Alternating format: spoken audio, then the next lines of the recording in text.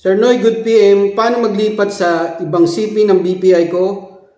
Ayaw na po magbukas sa bagong CP. Thanks po, sana masagot. At nag-send po siya ng ng picture. We are unable to process your request at this time. Ito po.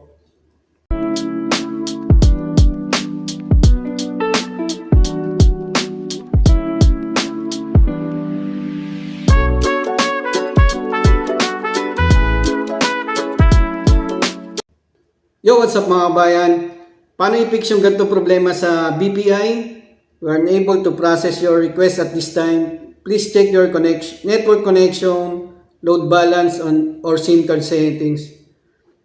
May encounter po natin to mga kabayan once na nagpalit po tayo ng cellphone at nag-install ulit tayo ng BPI mobile apps natin.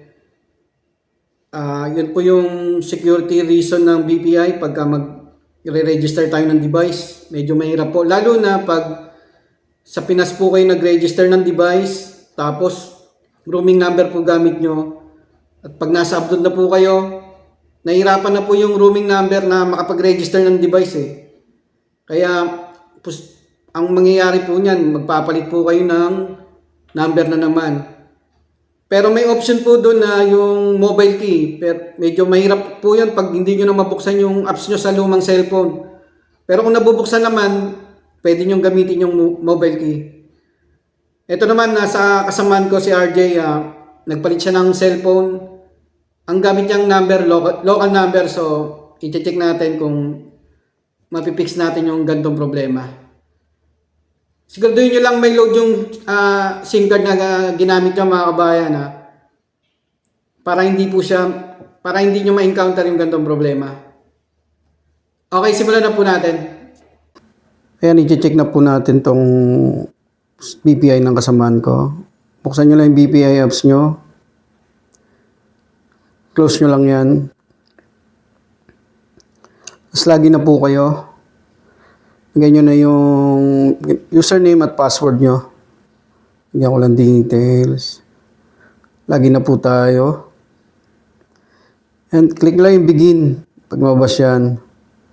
Ito yung sinasabi ko kanina. Yan, proceed with your device registration through. Dalawang option po yan. Isang SMS at isang mobile key. Yung SMS, kailangan nakasalpak po yung SIM card dyan sa bago nyong cellphone. At kailangan maayos po yung signal. At dapat po may load po tayo at least kahit 5 Saudi Riyal.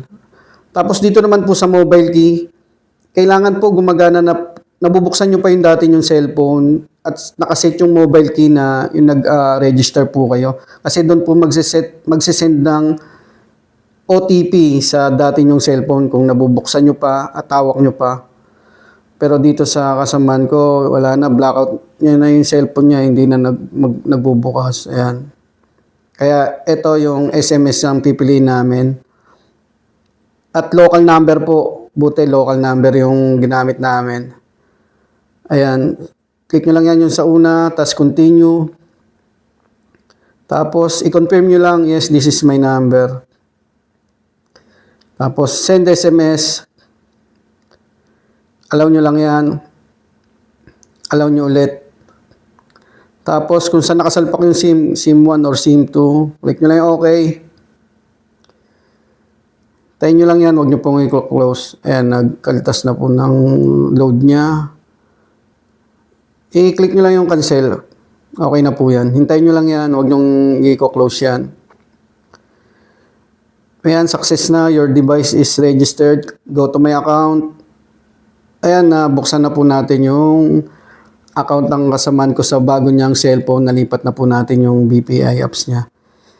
Ganun lang po gagawin nyo mga kabayan pag na-encounter nyo yung hindi po kayo makapag-register ng device sa bago nyong cellphone or ita-transfer nyo yung BPI apps nyo sa another cellphone.